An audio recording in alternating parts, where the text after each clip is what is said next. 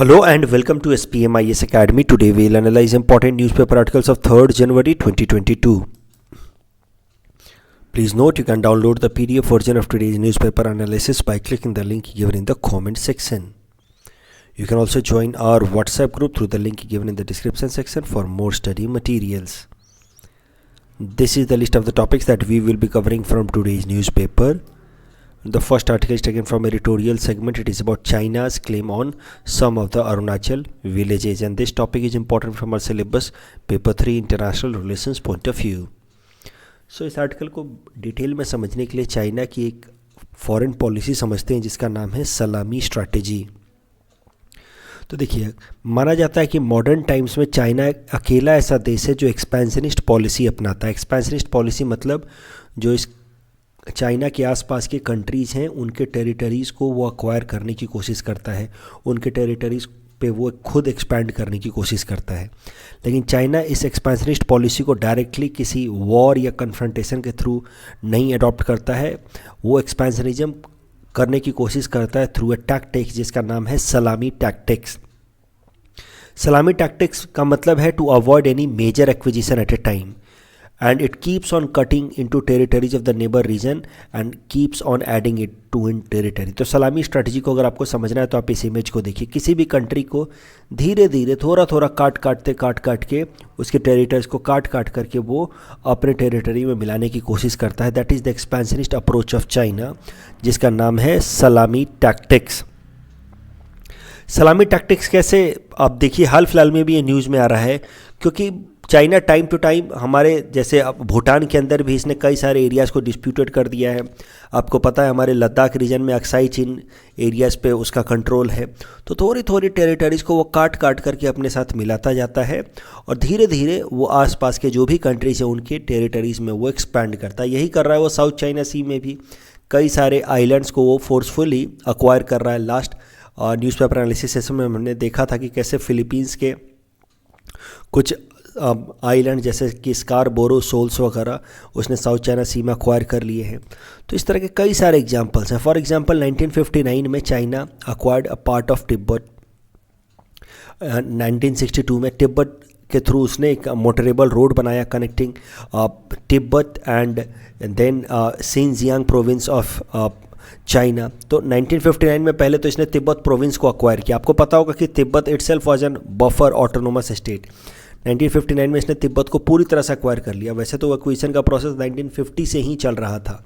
तिब्बत को अक्वायर करने के बाद 1962 में इसने हमारे टेरिटरी लद्दाख से अक्साई चीन को अक्वायर कर लिया. अगर अभी बात की जाए तो चाइना मैकमोहन लाइन जो तिब्बत और अरुणाचल प्रदेश के बीच का इंटरनेशनल बाउंड्री है उसकी लीगलिटी को आइडेंटिफाई नहीं करता है. And China claims that entire Arunachal Pradesh belongs to China. 9 dash line के बारे में हम लास्ट न्यूज़पेपर एनालिसिस में देख रहे थे कि how by drawing 9 dash line China claims most of the islands of South China Sea. Doklam stand off हमने पहले भी न्यूज़पेपर एनालिसिस में देख रखा है कैसे 2017 में in order to acquire some of the territories of Bhutan Doklam stand off started between Indian and Chinese soldiers. हुआ क्या कि डोकलाम प्लेटू को अक्वायर करने की कोशिश कर रहे थे Chinese soldiers which is a disputed territory between Bhutan and China. और फिर डोकलाम प्लेटू की स्ट्रेटजिक लोकेशन को देखते हुए फिर भूटानीज आर्मी की मदद करने के लिए इंडियन सोल्जर्स सामने आ गए. तो that was a kind of confrontation between Indian and Chinese soldiers. Hong Kong के अंदर आपको पता ही है कि हांगकांग के जो डेमोक्रेटिक सिस्टम है उसको डिस्ट्रॉय करने की कोशिश कर रहा है चाइना ताकि हांगकांग की जो भी एक तरीके की ऑटोनॉमी है. वैसे तो Hong Kong is part of China itself but we know कि it follows one country two system. Hong Kong के अंदर डेमोक्रेसी फॉलो होती है, उसको डिस्ट्रॉय करके हांगकांग को पूरी तरह से खुद के अंदर मर्ज करने की कोशिश कर रहा है जिस कारण से वहाँ पर रिवॉल्यूशंस चल रहे हैं against China. China's claim of Sakteng wildlife sanctuary of Bhutan. Last year हमने देखा था कि कैसे भूटान के साथ चाइना के सिर्फ ईस्टर्न सेक्टर में टेरिटोरियल डिस्प्यूट है, लेकिन लास्ट ईयर चाइना ने उसके वेस्टर्न सेक्टर में भी साक्तेंग वाइल्ड लाइफ सेंचुरी के आसपास रीजन में भी उसने टेरिटरी डिस्प्यूट रेज कर दिया. तो all such could be seen as an example of salami strategy. धीरे धीरे डिस्प्यूट कीजिए और धीरे धीरे सामने वाले की टेरिटरी खुद में मिलाते जाइए.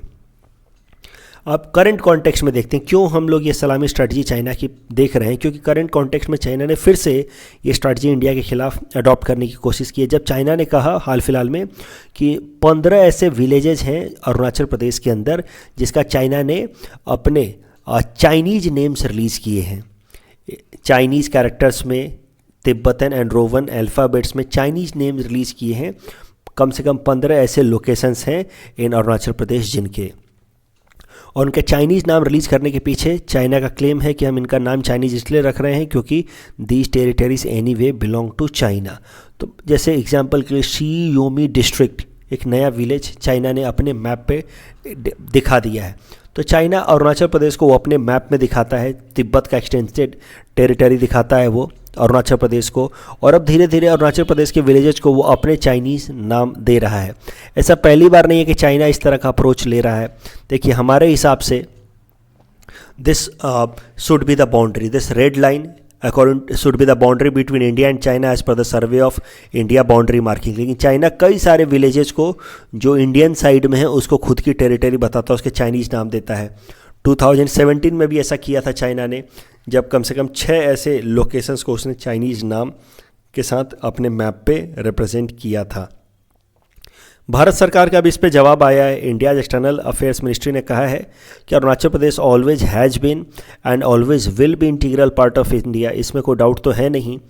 एंड ये जो इन्वेंटेड नेम्स दे रहा है चाइना, नए नए नाम्स ला करके दे रहा है, it does not alter this fact कि Arunachal Pradesh is integral part of India. तो ये नए नए नाम्स चाइना ला करके नए नए नेम्स चाइना ला करके देता है कि देखो पुराने ज़माने में इसका नाम ऐसा था वैसा था। ऐसा करने से कुछ भी फैक्ट बदलता नहीं है कि Arunachal Pradesh is an integral part of India. लेकिन ये जो रिसेंट डेवलपमेंट है, वैसा तो ऐसे चाइना ने 2017 में भी किया था कि कुछ जगहों के नाम उसने बदले थे और चाइनीज़ नाम उसने अपने बॉर्डर अपने मैप पे दिखाया था। देखिए जैसे तिब्बत के मैप पे चाइना अरुणाचल प्रदेश को खुद का दिखाता है और जगह जगह पे अपना चाइनीज़ नाम अब वो लोकेट कर रहा है, बता रहा है मैप के ऊपर एटलीस्ट। लेकिन हाल फिलहाल में ये प्रॉब्लम क्यों मैटर ऑफ कंसर्न बन सकता है? 2017 में भी ऐसा हुआ था, लेकिन हाल फिलहाल में इसको मैटर ऑफ कंसर्न इसलिए बताया जा रहा है क्योंकि पिछले साल 2021 में अक्टूबर महीने में चाइना ने एक कानून पास किया था। A new border law was passed by China, और ये जो बॉर्डर लॉ चाइना ने पास किया था उसमें उसने कहा था कि it can take any military action to safeguard its territory, even it can engage into combat acts if some action undermines China's territorial claim. तो मुद्दा ऐसा है कि काफ़ी अग्रेसिव कानून पास किया है चाइना ने पिछले साल, और उस कानून में उन्होंने कहा है कि हमारे टेरिटोरियल क्लेम को अगर कोई भी कंट्री डिफाई करता है, डिनाई करता है, यानी कि हमारी ज़मीन को अगर कोई भी कंट्री डिनाई करता है तो हम उसके खिलाफ सीधा सीधा कॉम्बैट एक्शन में भी यानी कि लड़ाई भी कर सकते हैं। अब चाइना के हिसाब से ये टेरिटरी चाइना की है and of course India is denying it. So as per this law Chinese army is mandated to enter into conflict with Indian army. ये कानून पास हुआ था अक्टूबर 2021 में पिछले साल, लेकिन ये इम्प्लीमेंट हो रहा है फ्रॉम 1 जनवरी 2022, इस साल की पहली तारीख से इम्प्लीमेंट हो रहा है। अगर इसका आर्टिकल 22 देखें तो ये साफ साफ कहता है कि पीपल्स लिबरेशन आर्मी जो चाइना की आर्मी है shall carry out border duties including organizing drills, resolutely prevent, stop and combat invasion। तो अगर किसी भी तरह का इन्वेजन होता है, इंक्रोचमेंट होता है, उसके खिलाफ कॉम्बैट भी करेगी Chinese army. And that is how this law makes the current situation dangerous. It provides enough scope for conflict between India and China because of the border disputes recently invented by China. कोई dispute तो है नहीं, देखिए ये McMahon line is a clear cut demarcation between Arunachal Pradesh and Tibet, तो ऐसे कोई dispute है नहीं। लेकिन ये जो इन्वेंटेड डिस्प्यूट है इसका बहाना लेकर के Chinese soldiers people liberation army Indian army से कन्फ्लिक्ट कर सकती है। The next article taken from international segment, it is about first batch of S-400 Triumf missile and this topic is also important from our syllabus paper 3 international relations point of view. तो देखिए क्या है S-400 Triumf missile, पहले ये समझते हैं। It is a kind of surface to air missile system, तो ज़मीन से चलेगा ऐसे surface to air missile system, और आसमान में उड़ते हुए किसी भी टारगेट को हिट कर सकता है, इसलिए इसको कहा गया जाता है SAM, surface to air missile system. It is considered to be one of the most dangerous operationally surface to air missile system in the world, and it is considered to be much ahead of US developed THAAD missile, Third Terminal High Altitude Area Defense System. ये जब 2016 में लाया गया था तो it was considered to be a third missile. US जब लेकर के आया था तो माना जाता था कि सबसे खतरनाक एयर डिफेंस सिस्टम, लेकिन उससे भी बेहतरीन ये surface to air S-400 triumph missile system है. इसको डेवलप किया है रसिया ने और इसको इंडिया प्रोक्योर कर रहा है.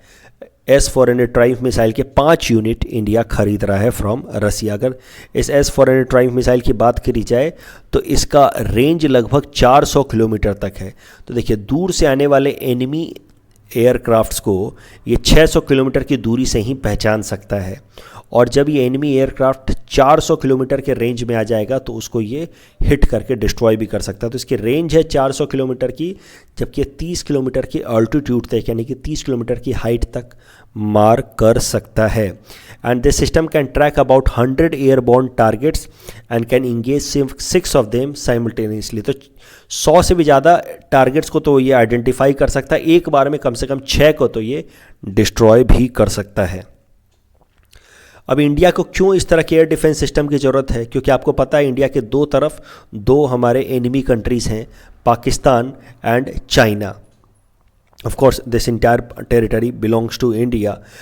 यहाँ पे अक्साई चीन चाइना ने फोर्सफुली एक्वायर कर रखा भी. ये जो पाकिस्तान ऑक्यूपाइड कश्मीर वाला जो टेरिटरी है वो पाकिस्तान ने ऑक्यूपाई कर रखा है. तो इंडिया को दोनों तरफ से एक तरीके का टेरिटोरियल डिस्प्यूट झेलना पड़ता है, from the Pakistan side, from the Chinese side, और दोनों ही कंट्री जो है न्यूक्लियर वेपन स्टेट्स हैं.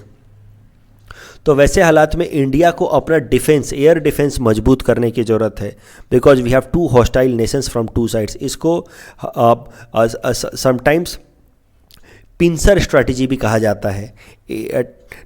Sometimes it is known as T2 pincer strategy. एक तरफ से इनकर्सन हो रहा है चाइनीज सोल्जर्स का. I am so sorry, it's not T2, it's I2 pincer strategy. होता रहता है चाइनीज सोल्जर्स का, और एक तरफ से इन्फिल्ट्रेशन होता रहता है पाकिस्तान बेस्ड टेररिस्ट आउटफिट्स का. तो infiltration from the Pakistani side and incursion from the Chinese side. I2 pincer strategy. Pincer मतलब एक चिमटा, और यही कारण है कि India is very much concerned about maintaining और protecting its air defence on the two sides of its boundary. यही कारण है कि इंडिया ये S-400 ट्राइम्फ मिसाइल, जो दुनिया की one of the most advanced triumph surface to air defence system, air defence system, I hope अब मतलब आप समझ चुके होंगे, ये किसी को हिट करने के लिए नहीं है, किसी पर अटैक करने के लिए नहीं है. अगर कोई फॉरेन एनिमी एयरक्राफ्ट सिस्टम हमारे एयर जोन में घुसता है तो उसको डिस्ट्रॉय करने के लिए है. तो यही कारण है कि जब दो साइड से दो एनिमी कंट्रीज हैं हमारे साइड पे, तो इसलिए India is buying 5 units of this surface to air S-400 triumph missile system from Russia. और ये डील इंडिया और रसिया ने 2018 में साइन कर ली थी. मुद्दा यह है, करंट न्यूज़ ये है कि वैसे तो ये डील 2018 में साइन कर ली गई थी S-400 ट्राइम्फ मिसाइल की 5 यूनिट सेल करने की, लेकिन अब जो पहला यूनिट है, पहला batch of S-400 triumph missile has been now transported by Russia into India. तो इंडिया में पहला बैच पहुंच चुका है, और इंडिया ने ये जो पहला बैच है S-400 ट्राइम्फ मिसाइल का, उसको पाकिस्तान रीजन में इंस्टॉल भी कर दिया है. तो धीरे धीरे जब 5 यूनिट्स आ जाएंगे तो these 5 units will be deployed in these 5 regions. एक तो नॉर्थ ईस्ट रीजन में आएगा कहीं पे, अरुणाचल पे आ सकता है, सिक्किम में आ सकता है. दूसरा यहाँ कश्मीर, जम्मू कश्मीर रीजन में. तीसरा यहाँ राजस्थान में, और चौथा गुजरात में. इस तरीके से 5 यूनिट्स इंस्टॉल किए जा सकते हैं. पहला यूनिट पाकिस्तान में ऑलरेडी इंस्टॉल कर दिया गया है S-400. चौथा यूनिट पंजाब में, पहला यूनिट पंजाब में इंस्टॉल कर दिया गया है S-400 ट्राइम्फ मिसाइल का.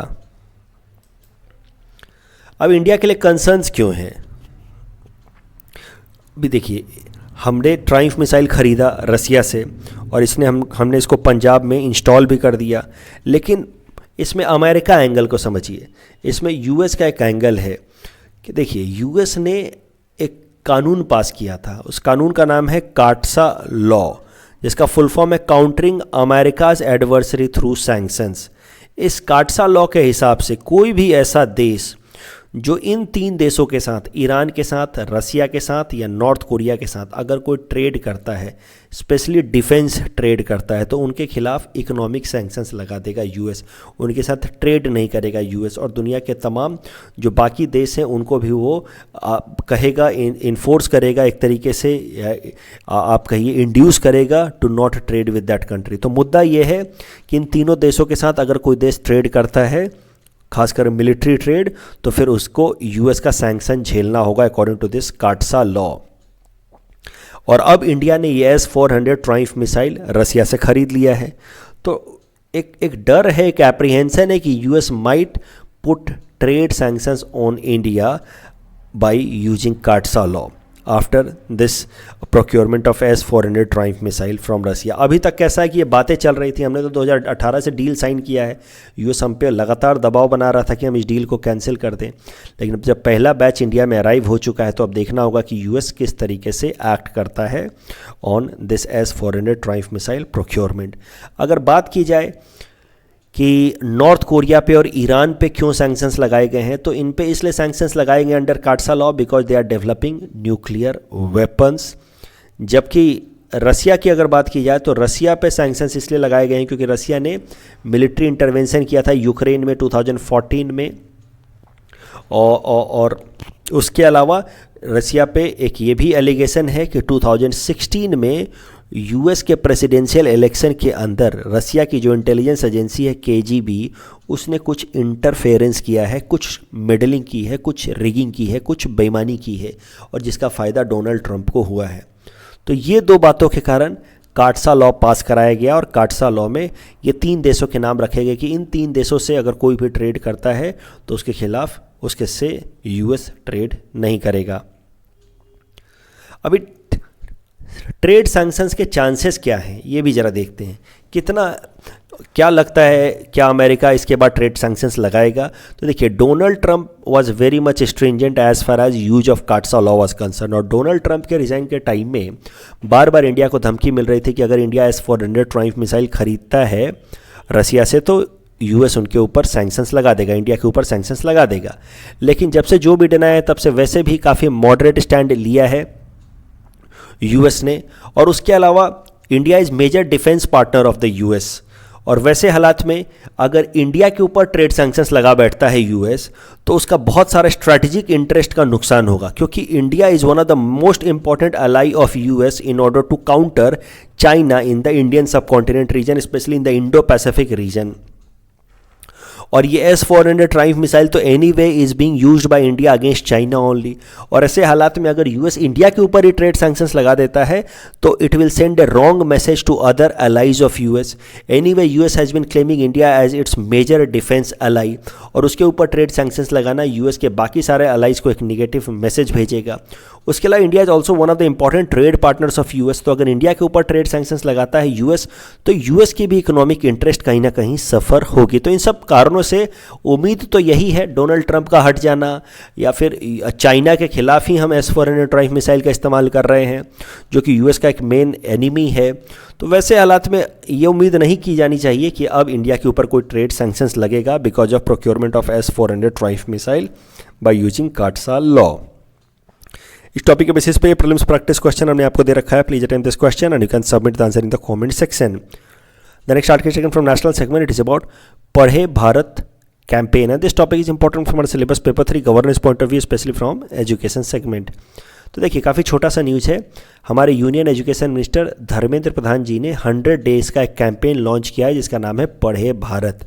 पढ़े भारत स्कीम में जो बाल बाटिका लेवल होता है, यानी कि प्री प्राइमरी एजुकेशन से लेकर के क्लास 8 तक के बच्चों को रीडिंग स्किल्स उनके अंदर डेवलप की जाएंगी। ये 100 डे का कैंपेन है, मतलब 14 वीक्स का कैंपेन है that will run from 1 January 2022 to 10 April 2022, and it has been brought in line with national education policy, जिसमें छोटे से लेकर के 8वीं क्लास तक के बच्चों को, यानी कि बाल वाटिका प्री प्राइमरी एजुकेशन लेवल से लेकर के 8वीं क्लास तक के बच्चों को पढ़ना सिखाया जाएगा, जॉयफुल रीडिंग सिखाई जाएगी। ऐसा नहीं कोई ज़बरदस्ती होमवर्क दे करके नहीं, उनको पढ़ना सिखाया जाएगा उनके लोकल मदर टंग में, ट्राइबल लैंग्वेज में, रीजनल लैंग्वेज जो भी हो, ताकि वो अपने अपने लैंग्वेज की ही किताबें कम से कम पढ़ें इंटरेस्ट से, और किताबों के पढ़ने की हैबिट डेवलप हो उनके अंदर, ए life time habit of reading books cultivate करना ही है मेन ऑब्जेक्टिव ऑफ पढ़े भारत कैंपेन। तो 100 दिन का कैंपेन है जिसमें बच्चों को जिस भी लैंग्वेज में पढ़ना चाहें पढ़ने की एक हैबिट डेवलप की जाएगी, which will help them in carrying this habit in future, और जो उनकी पर्सनैलिटी को ग्रूम करने में हेल्पफुल होगा in future. The next article is again taken from national segment. It is about world's highest road bridge. This topic is important from our syllabus, paper 4, infrastructure point of view. तो देखिए काफ़ी छोटा सा news है ये। Again फिर से defence minister Rajnath Singh ने लगभग 27 ऐसे प्रोजेक्ट्स हैं जो बॉर्डर रोड ऑर्गेनाइजेशन ने हाल फिलहाल में कंप्लीट किए हैं, उनका इनॉग्रेशन किया। इन 27 प्रोजेक्ट्स में से 24 तो ब्रिजेज हैं and there are 3 roads that have been inaugurated by defence minister Rajnath Singh. अगर इन 24 ब्रिजेज की बात की जाए तो वैसे तो सारे ब्रिजेज इंपॉर्टेंट है, लेकिन उसमें सबसे इंपॉर्टेंट एक ब्रिज है जो पीटी पर्सपेक्टिव से इंपॉर्टेंट है, जो एग्जाम में आ सकता है। वो है अब bridge that is on road from Chumar to Demchok in south Ladakh. ये जो रोड है ये दुनिया का हाईएस्ट मोटरेबल रोड माना जाता है। 19,000 फीट पे ये रोड है, हाईएस्ट मोटरेबल रोड। और इसके ऊपर जो ब्रिज बना है, now it has become highest motorable road bridge in the world. तो मुद्दा यह है कि out of the 24 bridges that have been inaugurated recently, one of the bridge is now world's highest motorable road bridge, which is at the height of 19,000 feet. It is in South Ladakh connecting Chumar and Dhaemchok and it is over Umlingla Pass in Ladakh. तो यहाँ पे कहीं पे उमलिंगला पास और उसके ऊपर ये bridge है। और इसके साथ ही the height of the pass makes it the highest motorable road in the world and recently it has been now registered in Guinness world records. अगर बॉर्डर रोड ऑर्गेनाइजेशन की बात की जाए तो ये भारत सरकार की एक एजेंसी है जो 1960s में बनाई गई थी, जिसका मेन काम ये है कि जो बॉर्डर एरियाज़ के जो स्ट्रैटेजिक रोड्स हैं, जहाँ पे हमारी आर्म्ड फोर्सेस की जिन रोड्स की ज़रूरत पड़ती है, बॉर्डर एरियाज़ के इन स्ट्रैटेजिक रोड्स पे वो इंफ्रास्ट्रक्चर डेवलप करने का काम होता है बॉर्डर रोड ऑर्गेनाइजेशन। जैसे देश के अंदर तो अलग अलग जगहों पे रोड बनाने में national highway authority of India है, ठीक है, स्टेट PW है, सेंट्रल PWD है, लेकिन बॉर्डर एरियाज में रोड बनाना it's a difficult task at all, it's completely a different ball game. तो इसके लिए एक अलग एजेंसी बनाई गई है, बॉर्डर रोड ऑर्गेनाइजेशन। और border road organisation border areas में इंफ्रास्ट्रक्चर को स्ट्रेंथन करती है, जिससे इंडियन आर्म्ड फोर्सेस का अलग अलग एरियाज में, बॉर्डर एरियाज में मोबिलाइजेशन आसान होता है, which is important for India's territorial safety and security. ये जो बॉर्डर रोड ऑर्गेनाइजेशन है it functions under ministry of defence. इस टॉपिक के बेसिस पे 2 प्रीलिम्स प्रैक्टिस क्वेश्चन हमने आपको दे रखा है। Please attempt this question and you can submit the answer in the comment section. The next article is taken from Assam segment. It is about GDP targets for Assam and this topic is important from our syllabus paper 6 Assam issues point of view। तो देखिए हाल फिलहाल में हमारे chief minister Himanta Biswa Sharma साहब ने 3 important statements दिए हैं। ये तीनों इंपॉर्टेंट स्टेटमेंट्स हम एग्जाम में कहीं अलग अलग जगहों पे कोट कर सकते हैं। फॉर एग्जांपल इंसर्जेंसी पे बात करते हुए उन्होंने कही कि अल्फ़ा को छोड़ करके बाकी सारे इंसर्जेंट ग्रुप्स ने अब सरेंडर कर दिया और पीस प्रोसेस को ज्वाइन कर लिया है। और जहाँ तक बात रही अल्फ़ा की, तो अल्फ़ा के साथ भी उन्हें उम्मीद है कि बहुत ही जल्दी एक नेगोशिएटेड सेटलमेंट साइन हो सकता है। तो अब माना जा सकता है कि असम के अंदर पूरी तरह से इंसर्जेंसी खत्म होने के कगार पे है। Arm forces special power act हाल फिलहाल में काफ़ी कंट्रोवर्सी में रहा था, specially after that firing in Nagaland. तो उस पर भी सवाल पूछा गया और हिमंता बिश्व शर्मा साहब ने कहा कि वैसे भी arm forces special power act Assam के बस 6 से 7 डिस्ट्रिक्ट्स में एप्लीकेबल है, लेकिन जिस तरीके से पीस हो रही है, इंसर्जेंसी खत्म हो रही है, उम्मीद की जा सकती है कि आने वाले टाइम में arm forces special power act पूरी तरह से विड्रॉ कर लिया जाए।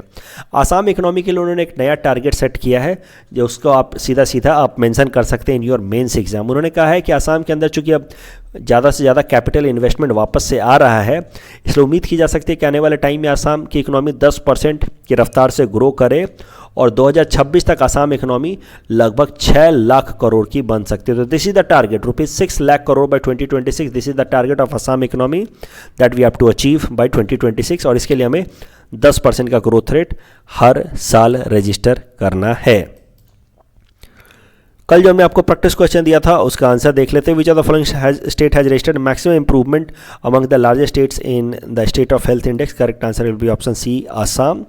And PM Kusum scheme, it is scheme launch by ministry of new and renewable energy, absolutely correct, but इसका टारगेट कैपेसिटी है लगभग 27,000 crore, it is not 50,000 crore, so the correct answer will be option A, 1 only। That's all from our side for today, thanks for watching.